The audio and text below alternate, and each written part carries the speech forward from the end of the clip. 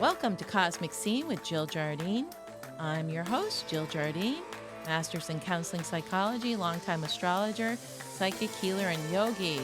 In today's episode, my guest is Mark Borax, founder of Soul Level Astrology.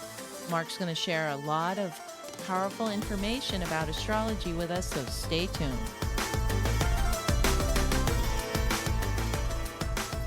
Welcome to the episode with my guest, Mark Borax. Mark is the founder of Soul Level Astrology in 1987. It's an astrology method where he uses your birth chart to identify your core nature or soul, which is the deepest part of you. Your soul force permeates every cell of your body. It was there before you were born and continues after you die. It came from eternity for some purpose only you can achieve. Mark helps his clients to discover this purpose, and he likes to help you transform karma into grace. Mark Borax has been a nomadic poet his whole life. In the late 70s, he traveled the U.S. and Canada performing and selling his poetry. In the mid-1980s, Mark was befriended by his adolescent idol, Ray Bradbury, who became his literary godfather, believing in Mark's writing even though it was taking forever. In 1984, Mark became a comic book writer and the managing editor of Comics Interview magazine.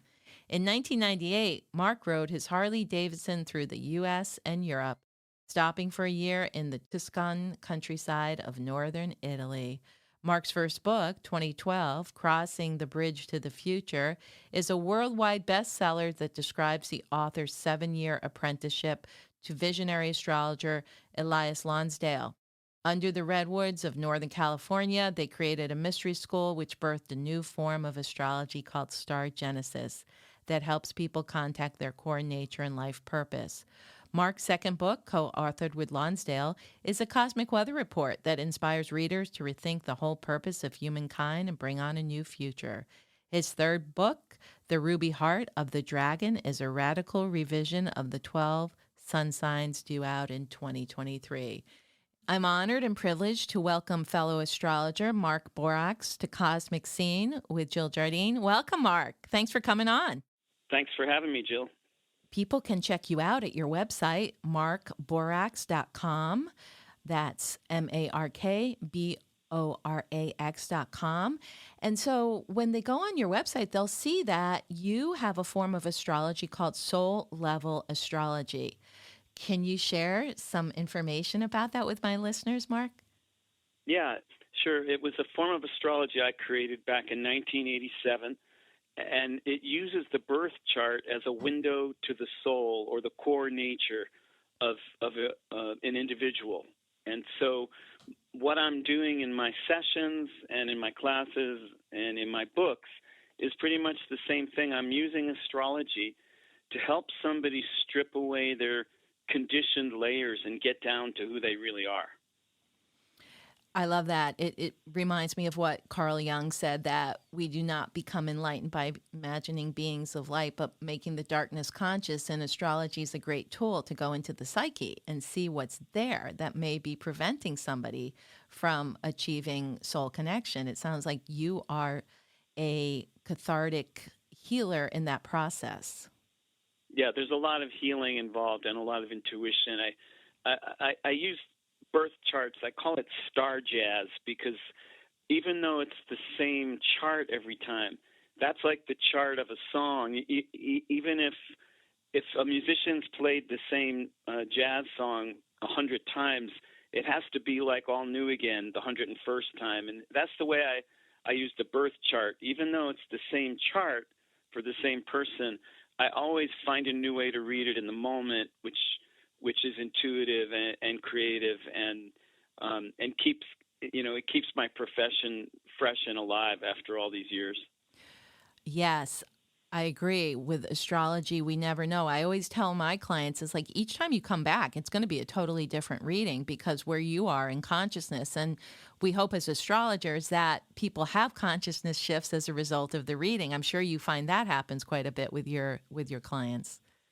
Yeah, my readings tend to be very powerful. There's very often crying, often laughing, sometimes just life changing, and those sessions feel just deeply satisfying. Yeah, I like the keynote phrase that you use on your website that you help to transform karma into grace. Do you want to explain that a little bit to our listeners? Yeah, I think people have a misunderstanding of karma, which results from a kind of a mashup of Hindu, Buddhist, and 1960s hippie philosophy. People tend to think of karma as payback, and in the mystery school that I stumbled into as a young man under the redwood trees in California, we learned a whole different understanding of karma, which is that karma is your greatest invitation to awaken and become present by repeating the patterns of where you've been least present before, so you have one more chance to show up. And it's not punitive and it's not payback. It's the universe's way of grabbing your attention. I love that description, and it's great that we're educating people here about how karma is not punitive. It's a way the soul teaches us to jump through some hoops and the ways that it can show up in a chart and opportunities. I think karma shows up too, more than just with Saturn transits or Saturn placements. I think it shows up through any transit, or you can see it throughout the chart. Would you agree? Yes, absolutely. Yeah, so tell us a little bit about this mystery school in the redwoods of California. I'd like to Yeah, hear that story. that's the story of my first book, 2012, Crossing the Bridge to the Future, which isn't an astrology book. It's a memoir. It's a mystical memoir of my adventures in love, sex, and astrology when I was a young man, and I stumbled into this school under the 400-foot tall redwood trees in the Santa Cruz Mountains, and it was taught by a wizard and his wife, and we learned a whole new astrology that he retrieved from a dream of Atlantis, and he had already done several readings for me, and he blew my mind when I first found him, and then I got to be his apprentice. So I spent 7 years learning a deep astrology, and he was the apprentice of Mark Edmund Jones. Oh, wow. Back in the 70s, when Jones was an old man at the end of his career, and Jones taught him some pretty mystical Kabbalistic astrology secrets, and he took them and brought a whole new version of them in, and then he taught them to us, and that became my training. What a wonderful transmission of wisdom coming through the mystery school. And for my listeners, they'll be familiar with Mark Edmund Jones, as whenever I do the updates for the each month, we talk about the Sabian symbols. We give the Sabian symbols for the full and the new moon. So people Nice. can know that you're directly tapped into that lineage. Was that form of astrology what was called star genesis? It was called Star Genesis, and it scrambled up the order of the signs, and so it was an inner astrology. It wasn't intended to track like normal astrology does. It wasn't intended to track the movement of the planets through the signs, but track the movements of the soul with a strong element of reincarnation. And it kind of broke apart the cliches and the surface presentation of the zodiac and got down into the guts of it. And that first book I wrote, 2012, Crossing the Bridge to the Future, tells the story of how I came upon the school and the mystic events that went on and the real life events that went on. It reads kind of like a novel with dialogue and scenes more than an astrology book. So people can get that book on your website. Is it also available on an Amazon or another platform? Okay. Yeah, they can get it in bookstores, and they can get it directly from my website, which is markborax.com. So that is 2012, Crossing the Bridge to the Future. Sounds fascinating. When we come back, we'll talk some more with Mark Borax about the evolution of the astrology that you work with and you teach and you help people to have transformative experiences. But let's also share some of the ways people can work with you and some of your offerings. Sure. Yeah, well, if you look up my website, Mark Borax, MarkBorax.com, you'll see the different readings that I offer, the books that I offer, and the classes. The main thing we offer is a 3-year certification course in Soul Level Astrology. It's not just for people who want to be astrologers. It teaches people how to live by the soul. And we've just begun the first semester of 6, and that means that people can still jump in with our self-study course. If they're interested, they should look me up. Okay, that sounds fascinating. We'll be right back with Mark Borax talking more about astrology for the soul. Welcome back. My guest is soul astrologer Mark Borax. Check him out on his website, markborax.com. Mark, we talked about you as an author of several books, including your first book, 2012, Crossing the Bridge to the Future, but you have a second book, and I believe you're writing a third one, almost about to complete that. Can you tell our listeners a little bit about that? Yeah, it's called The Ruby Heart of the Dragon, Sun Signs for Our Times. And this took me a long time to write. I've been working for 4 years, and I'm just about done with the writing.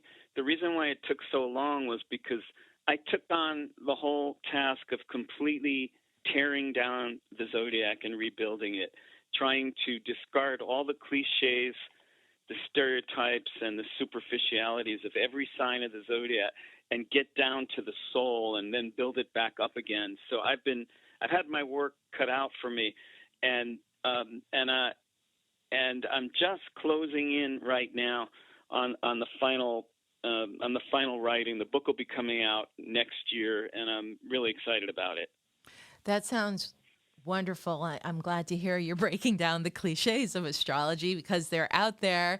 They're out there in full force in the mainstream. So do you want to give us a little snippet from the book or what readers might expect? You did share a little bit, but I feel like, we need some more meat here.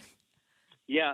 Well, first of all, the title, The Ruby Heart of the Dragon, it comes from my sense that your sun sign is located in between your south node and your north node, which Arabian astrology calls the dragon's tail and the dragon's head. And the dragon's tail represents your past lives and where you're coming from, and your dragon's head represents where you're trying to get to. So I was looking at the dragon's tail, the dragon's head, and then the heart of the dragon, and I dove into the sun signs. Each sign I look at as a kind of a territory, like a landscape, that I bring you into a guided journey into the depths, into the magic, and some of the mythology or the new mythology that I'm coming up with for each sign. So it's a real refreshing look at the zodiac that blows up a lot of ideas that people have about the signs, but still tries to hold true to what the sign is. I'm not completely reinventing it so much as trying to get rid of everything that doesn't work or seems obsolete. Okay, so for example, I'm an Aquarius, so the traditional thing would be quirky, eccentric, a little crazy. In your paradigm, what would you say about Aquarius? It's the interconnected consciousness of all things in the cosmos. The cosmos as a single entity, as a living being, that every part of the cosmos works on the Aquarian level like every part of the human body, so that it behooves your kidneys to work, to function at their best, so that the whole rest of your system does. It's the same thing with the universe if we consider it a living being, and that's the Aquarian level where we're waking up now in the Aquarian age of considering everything separate, every person separate, and people different than you because they have different religions or different beliefs. The Aquarian side of that is the organic interconnectedness of all things, even when it doesn't look that way. I love that, and I like the kidney situation too. The way do you have an organ system connected to each of the signs in this tradition, in this paradigm? I don't go into that in the book because it's really it's really a book for lay people more than astrologers, though astrologers can have a blast with it too. So I don't break it down technically. It's more like a guided journey. But yeah, in the systems that I work with, I've definitely worked with associating different parts of the body with each sign. Wonderful. I mean, just hearing you talk about it, I'm feeling shifts in consciousness as you talk about it. But for something like what we would call, let's say, a more mundane sign like Taurus, my engineer is a Taurus here. They're not considered as cosmic or galactic. I wonder what you would say about Taurus in this system. Taurus is essence. Taurus is the gardener of the zodiac, and what they're gardening is possibilities. Taurus is raising a garden of possibilities, and just like in a regular garden, not every seed is going to grow. So Taurus is really trying to learn out of all those possibilities, which ones to devote the most love and devotion and attention to, in order to give those possibilities a chance to really blossom. That's beautiful, Mark. Thank you for sharing these snippets from your upcoming third book, The Ruby Heart of the Dragon, a radical revision of the 12 sun signs. I think that's going to get listeners excited to start. Can they start pre-ordering through your website? Yeah, they can. Oh, that's great. And then you wrote a second book, Cosmic Weather Report, that inspires readers to rethink the whole purpose of humankind and bring on a new future. Can you share a little bit about that book? Yeah, I wrote that in tandem with my teacher, Elias Lonsdale, where so many things are breaking down all around the planet right now.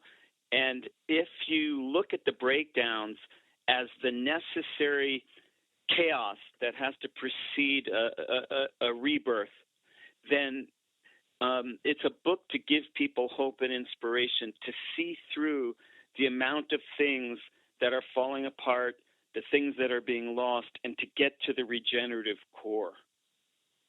Excellent. Much needed in the world now. So that is Cosmic Weather Report, again, available at your website, markborix.com. When we come back, we're going to talk a little bit more about your offerings and readings, your 75-minute sessions, and your soul whispering sessions. And also, you have a tribal drum beat program and your College of Visionary and Wizard certification. We'll speak to all that when we get back. Welcome back, Mark. I'd like you to share with my listeners all your offerings, including your school, and it has a great name, and how you work in readings, and anything else, your tribal drum beat. Can you tell our listeners about all these different offerings? Sure. My main offering is a Soul Level Astrology reading. They're 1 hour long, and I do them by phone or by Zoom, unless people can come to visit me in Vermont here at my home. Then I work in person. We go down into your core nature, the purpose of your soul, leftover issues you have brought in from past lives, and how you can clear away all the obstacles to fulfilling your potential and in incarnating your soul's purpose at the deep core. So those are my readings, and I have longer readings as well, which people can read about in my website. We also have a College of Visionaries and Wizards. When I say we, it's me and my wife. We created the college 15 years ago, and we offer a 3-year certification program where I teach people once a week on live Zoom calls during 2 semesters a year. I teach people how to read charts from the soul and how to live by the soul. And people form lifelong friendships in there, and there's a lot of deep vulnerability, unconditional acceptance, making the magic real. We started the first semester, but people who are interested in joining us for the second semester can catch up with a self-study program. And those are the 2 main offerings. We also have a tribal drumbeat program where people sign up.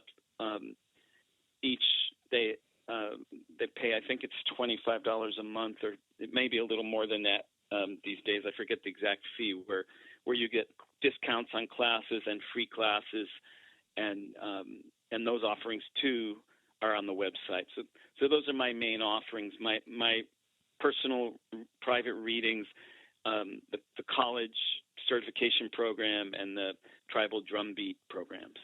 You know, something I liked about your reading offerings, well, I noticed it on your website, that you have a sliding scale based on what people's income is, which I think is brilliant. And it also speaks to tradition with guru and student type of thing, where you give to the teacher or the healer what you're capable of based on your income. I think that's brilliant. You don't see that much these days.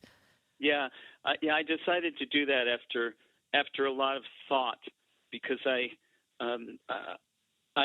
saw that some of my sessions were changing people's lives, were completely energizing and inspiring people's lives, and I felt that they were worth more money than a lot of my clients I felt could pay, and I didn't want to outpace a lot of the people who really need my work, because there's deep healing, especially people who haven't been able to get to the bottom and have been struggling with things. And I didn't want to just outdistance all of my clients who have less money. At the same time, I didn't want to undercharge the value and the power of my work. So I had three scales based on 3 breaks of income.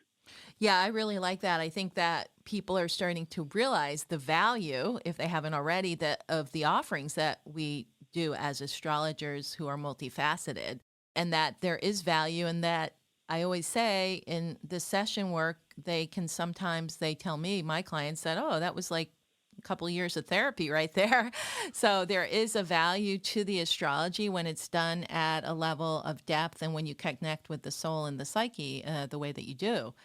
And that leads me to some questions to you about the evolution of astrology as an art and science in our society as we see it now. I've seen 2 trajectories over the last 30, 40 years where people have really delved into it and gotten beyond the superficial level and have seen it as a viable tool of psychological and soul transformation and healing. But now with the advent of the internet and different generations coming on board, there is still this sort of superficiality now that's showing up with what I call internet astrology. Do you have any comments on that, Mark? If you study history, usually about once or twice every century, sometimes 3 times, astrology reaches a new heyday where it becomes super popular, like it did in the 1960s, and it did in the early 20th century and near the end of the 19th century. You see these periods where it catches on, and it's a mixed blessing because more people become aware of astrology as an art, and the word spreads and new energy comes in, and oftentimes new thought enters in, like Mark Edmund Jones was doing in the 1920s. Jones pretty much single-handedly revolutionized astrology by taking it out of the medieval sense of fate. Instead of looking at the birth chart as the description of a person, he looked at it as the potential of a person, and that the birth chart describes who you could be if you meet all your challenges and you grow. But at the same time, in those periods of popularity, there's a lot of distilling that goes on, where with that many more people jumping on the bandwagon, there's a lot of surfacey talk. There's a lot of fuzzy thinking, and it's a mixed blessing. I'm really excited to see so many people involved with astrology like I hadn't seen, really in a long time. And as you say, also, there's in the age of quick fixes, there's a lot of bullshit. Right. Right. And I think now with Pluto going into Aquarius next year in 2023, that we might get to this level of depth where the mainstream will see that, wow, it's kind of nice to, or it's a new practice to go and use astrology as almost like a psychological tool or as a deeply transformative instead of just an information download. Yeah, yeah, I've been working a deep channel of it for many decades, and it took me a long time to figure out how to teach it. But we have the college going strong now, and I'm excited to share my work. Yeah, that's excellent. Great timing for the collective transformation through astrology. Mark, any parting words that you want to share with my listeners? I just want to remind people that there's a part of you that knows exactly who you are, why you've come here, and where you're going. It's what I call the soul or the core nature. And even when your normal mind is not aware of those things, the deeper part of you is, and that's what I'm devoted to. Beautiful. Thank you for sharing all your wisdom today, Mark. You're Check so out, welcome, Jill. It's a pleasure. Thank you. Check out Mark's website for all his offering and to order his books at markborax.com. Thank you, Mark. You're welcome, Jill.